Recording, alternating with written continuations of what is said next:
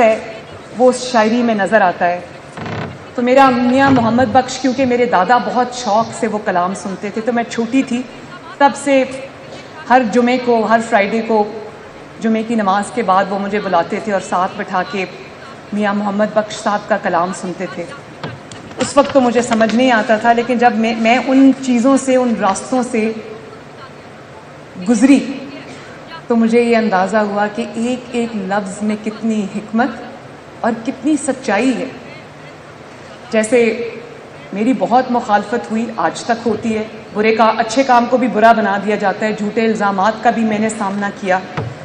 Character assassination کا میں نے، ذاتی حملوں کا میں نے ہائیسٹ لیول سے اپنے مخالفین سے سامنا کیا۔ لیکن وہی میں نے آپ کو کہا، پنجاب کی بیٹی ہوں تو میں نے آنکھوں میں آنکھیں ڈال کے دیکھا، جواب دیا اس کا پورا، اور گھبرائی نہیں۔ اسی لیے میں اپنے مخالفین کا شکریہ ادا کرتی ہوں کہ آج انہوں نے پنجاب کی ایک بیٹی کو، پاکستان کی ایک بیٹی کو اتنا مضبوط بنا دیا ہے کہ اللہ تعالیٰ کے فضل سے اب مشکل نہیں لگتی۔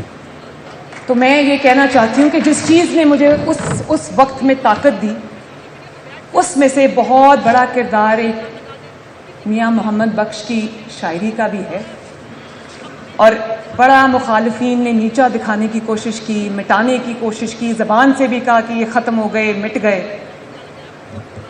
تو مجھے کبھی یاد آتا تھا، اب وہ یاد آتا ہے شعر زیادہ،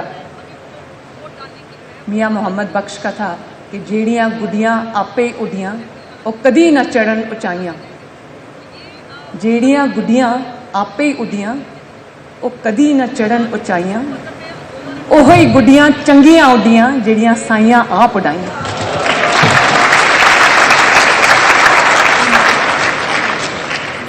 تو گالی بھی سنی، عدالتوں میں دھکے بھی کھائے، جھوٹے مقدمات کا سامنا بھی کیا، اور کردار کشی کا سامنا بھی کیا، لیکن آج دیکھ لیں اللہ تعالیٰ نے عزت سے اس کرسی پہ بٹھا دیا۔ تو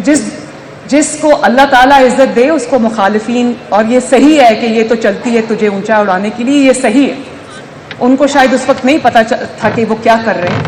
لیکن اللہ تعالیٰ کا اپنا نظام ہوتا ہے، رب دا اپنا نظام ہوتا ہے کہ نہیں ہوتا ہے نا۔ اور پھر جب میرے والد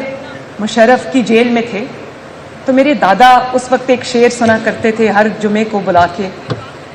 تو وہ بھی میاں محمد بخش کا ہے کہ کی ہویا جے قیدی بنیو سدا نہیں قیدی رہنا، ایک دن آسی فیر محمد آ سنگا رل بہنا۔ تو دیکھ لو،